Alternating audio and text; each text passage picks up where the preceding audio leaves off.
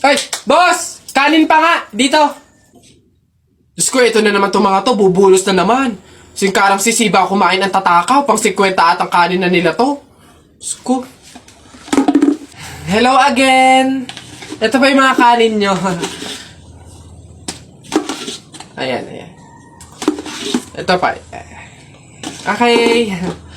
Ay, wait lang, boss. Dito pa pala sa kasama ko, mga 5 kanin pa.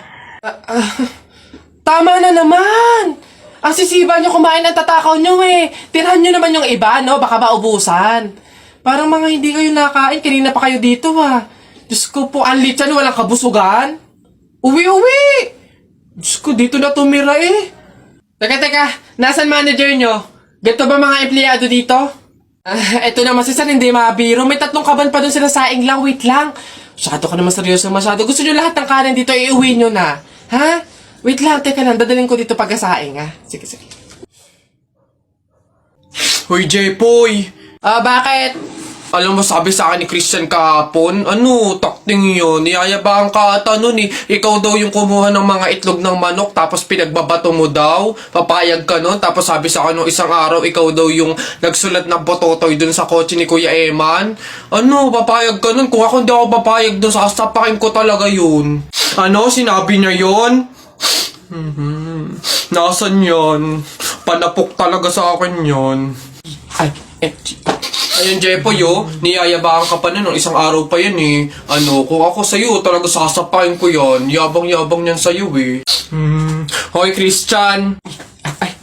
Bakit? Ano yung pinagsasabi mo, ha? Isang itlog lang naman yung kinuha ko, ha? Tapos yung pototoy dun sa kotse ni Kuya Eman, inutos mo lang naman sa akin yun, ha? Yung yabang mo, ano yung pinagsasabi mo dyan? Ikaw nga umihi ka nga nang naglalakad eh. Tapos pinagbabato mo yung mga bubong dun eh. Yabang neto. Di ko naman sinabi yun. Sinungaling, kakaila ka pa. Sabi mo sa akin nung isang araw, ang asim-asim ni Jepoy, hindi pa nga naliligo, sabi mo. Dahilan ka pa dyan, panapok na lang. Hindi ko naman talaga sinabi yun. Ba't ayayabang nyo, porque dalawa kayo? Hindi ko naman talaga sinabi yun. Ang yayabang nyo, susumbong kayo. Di mo love dahil sa'yo, ako'y di makakain. Di rin makatulog, buhat ng iyong lukoy. Ayun sa Pogs. Uy! Kanta ko yan! Akin yan pusong bato yan Ba't nangaangking ka? Ano sa'yo? Ako unang pumindot dito pusong bato to Okay na yun. Akin to ang pangit-pangit ang boses mo Palaagaw ka Okay na yan.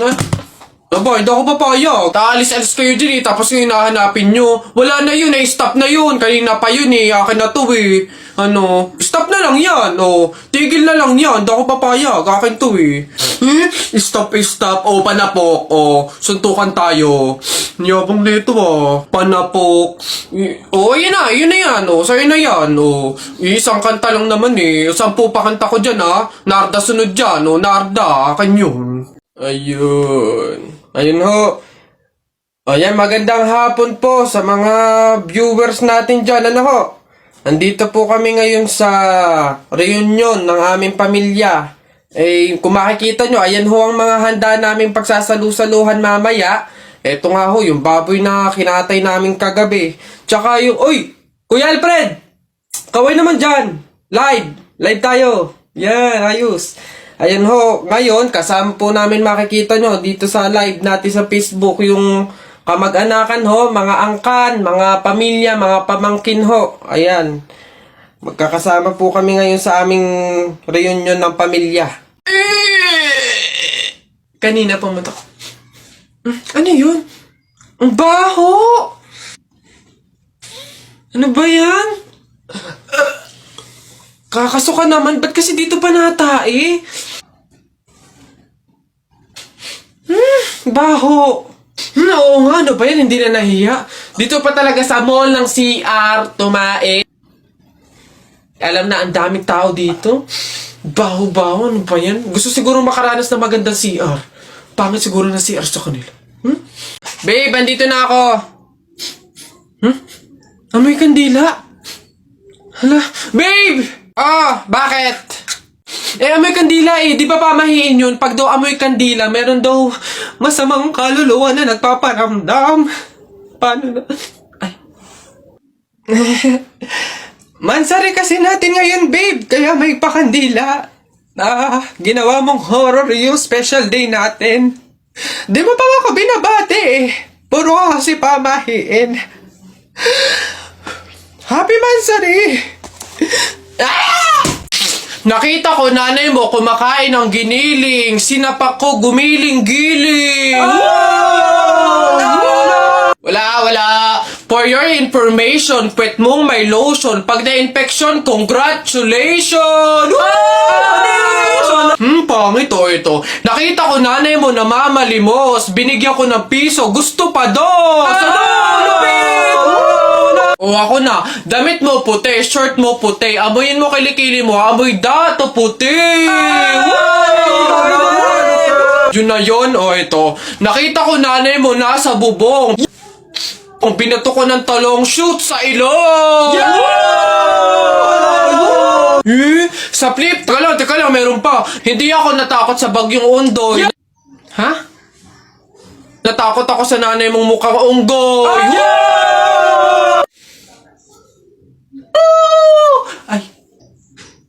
Ay, Nay! Hoy, ikaw na bata ka! Ano yung pinagsasabi mo dito? Tungkol sa nanay niya, ha? Anak ko ito eh! So, ako yung sinasabihan mo, ha? Ay, Ate Flor, ano po yun? Mga flip-top lang po yun. Mga joke-joke lang po, biro-biro lang po. Hindi po totoo yun eh. Ako nakakapang-init ng ulo tong batang to. Nasaan yung nanay mo, ha? Sasabihin ko lahat ng sinabi mo sa akin. Ay, hindi po, Ate Flor, wag po. Joke lang po yun, hindi na, mga biro-biro lang po, hindi naman po,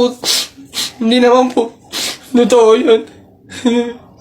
Huwag po, Ano ka ba, hindi? Lola, Nay, hello po. Jowa ko nga pala. Ay, yan na pala ang jowa mo. Marunong kaya yung magluto. Magligpit ng pinggan. Baka naman puro paganda lang yung nakuha mo. Oo nga, maglaba kaya at magkudkud ng inidoro. Kaya naman kaya. Marunong naman po ako pagdating sa mga gawaing bahay. Tanong ko lang din po, gagawin niyo po ba akong katulong dito?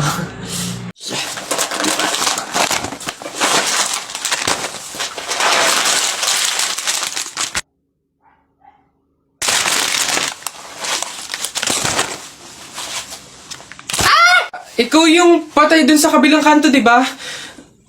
Huwag mo ako multuhin, ibabalik ko na itong mga to. Nagbaka sakali lang naman ako, hindi naman totoo. Joke lang to eh. Ang OA mo, hindi kita minumulto, hihingi lang ako. Putik nang yung ilang araw na ako nakigado sa kabaong, di man ako pinapakain. Pingin ako niyan. Ang kunat na naman ito. May dala ka ba dyan tinapay? Hina mo naman. Hoy Susan, yung anak mo ipagsabihan mo ha? Kung ano-anong pang-aasar yung sinabi sa akin kanina? Ha? Pang-aasar. Alam mo naman kasing bata, bakit mo pinapatulan? Anak, ano bang sinabi mo dito? Flip-top lang naman yun, Nay. Oh, flip-top lang naman pala eh. Alam mo ba ang flip-top? Aba, baka gusto mo mag-sample pa ako. O eto, alam ko ulam nyo kagabi, sardinas. Binulatlat ko yung ilong mo, kita buong Pilipinas. Oh, ano? Aba, parang hinahamon mo ata ako ha. Hindi ako papayag, hindi porke ngayon ko lang nalaman ng flip-top na yan hindi ko kaya makipagsabayan. Kala mo ikaw lang may baon. No, ito akin. Tatay mo, padre. Nanay mo, madre. Ikaw, mukhang kapre. Ano? Yabang nito, kala mo siya naman. Yun na yun. Ano ba yan? Wala namang kasakit-sakit yung mga sinasabi mo. Eto tingnan natin kung hindi ito ang ikatalo mo. Damit mo green, short mo green. Lahat ng gamit mo green. 1996, pinanganak yung mister mong bading. Wow! Ano, wala na, talo na. Ha? Masakit na yun sa'yo? Baka dito ka masasaktan, sinasabi ko sa'yo. Damit mo blue, shirt mo blue, nakita ko yung pototoy ng asawa mo kasing liit ng BioFlu. Oh! Ano? Yabang, ano? Go nanay! Go Uwi na. nanay! Go Ha? Paano mo nakita? Anak, umuwi na nga tayo. Eduardo! Nako, tita, condolence po. Ay, ba't ka naman nakaganyan, tutoy? Nakaasol ka pa, alam mo namang ibig sabihin nun, pag may borol, masaya ka nung namatayan kami. Baka pwede magpalit ka, ha? Balik ka na lang ulit. Ah? Ay, ganun po ba? Sige po, pasensya na po, babalik po ako. Okay na po, tita. Ayun nga po, nalulungkot po. Ay, naku naman, tutoy, nananadya ka ba? Nagpula ka pa talaga, alam mo naman ibig sabihin pag nakapula sa burol, may galit ka dun sa namatay. Tuy, respeto naman. Pasensya na pero palta mo yan. Tsaka ka bumalik dito, ha? Nanadya Ay, grabe naman po. So, babalik na naman po ulit ako. Sige po, pasensya na po ulit. Sige po, wait lang po. Eto, tita, okay na po siguro to. Kumusta po? Tuy, nag-itim ka pa. Ano bang problema? Yung itim to, isa libing pa yan. Anong pinapakita mo? Anong pinapahiwatig mo na gusto mo nang alisin to sa amin? Na gusto mo nang ihiwalay tong pamilya namin, ha? Ay, hindi naman po sa ganun, tita. Sadyang hindi ko lang po alam na may mga color coding po pala pag may burol. Hindi ko po alam na may pamahiin po pala kayong sinusunod. Sige po, balik na lang po ulit ako. Sure na po, totoo na po. Sige po. Ayan. Pagod. Okay na po to, tita. Yung grabe condolence po, nakikiramay po ako. Sobrang nalulungkot po talaga ako. Saan po ba dito yung tayaan? Ay, doon po sa dulo. Sige po. Salamat po. Pabili po! Ano ba yan? Natutulog yan? Ano ba yan? Soft drinks nga po. Tapos paki-plastic po. Ito po yung bayad. Soft drinks. Wait lang. Teka lang ha. Teka lang.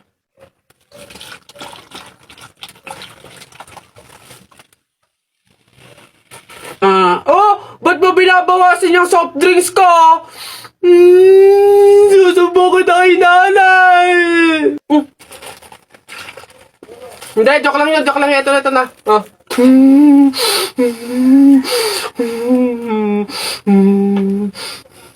Mare! Ano ba yan? Gabing-gabi na. Sino ba yung nasigaw na yan? Mare, ano ba yan? Mare! Ha? Ano? May good news ako. Ano nga yun, Mare? Bilisan mo, may niluluto ako. Ano ba yun, Mare? Hindi ba na makagets to? Ito na nga, magbabayad na ako ng utang ko. Huh?